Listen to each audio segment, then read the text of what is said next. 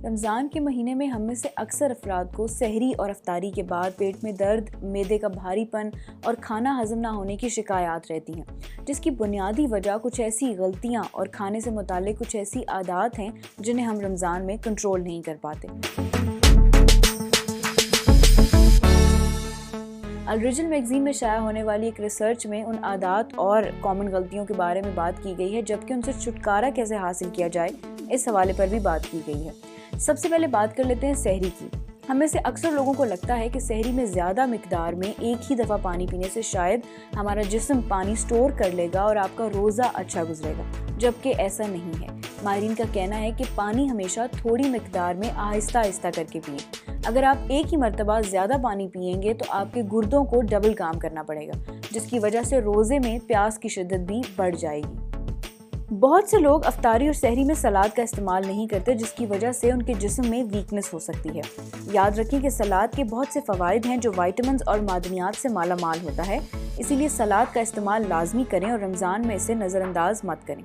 गर्मियों के रोज़े मुश्किल होने की वजह से प्यास की शिद्दत का एहसास भी ज़्यादा हो जाता है। अफ्तार में अक्सर लोग ठंडा पानी और मशरूबात का इस्तेमाल करते हैं, जिसकी वजह से आंतों और पेट में खून की फराहमी का निज़ाम मुतासर हो सकता है। इससे आपके पेट में दर्द जबकि अम्ले इंहज़ाम को दुश्वारी का सामना करना पड़ सकता है। तवील रोज़ा गुजर जाने के बाद आपका मैदा खाली होता है, इसलिए आपको सबसे पहले अपने जिस्म को खाने के लिए तैयार करना चाहिए।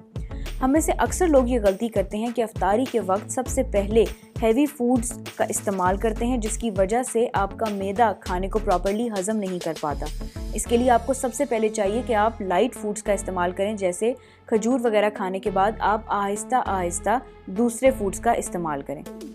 अफ्तार के बाद फ़ौरन लेट जाने से या सोने से आपका वज़न बहुत ज़्यादा बढ़ सकता है। इसके लिए ज़रूरी है कि आप अफ्तारी के फ़ौरन बाद थोड़ी बहुत फिजिकल एक्टिविटी को तरजीह दें, ताकि आपकी सेहत पर इसका मनफी असर ना पड़े।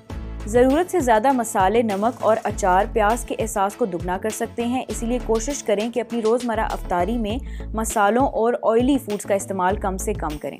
अफ्तार के फ़ौरन बाद चाय और कॉफ़ी पीना खाने में कैल्शियम और आयरन जज़्ब करने में रुकावट बन सकता है। अगर आप चाय और कॉफ़ी लेना चाहते हैं तो मिनिमम अफ्तारी के बाद 2 घंटे का वक्फा लाजमी करें। इस हवाले से मज़ीद जानने के लिए आप विज़िट कर सकते हैं उर्दू न्यूज़ की लाइफस्टाइल कैटेगरी को। जानने के लिए देखते रहिए urdunews.com।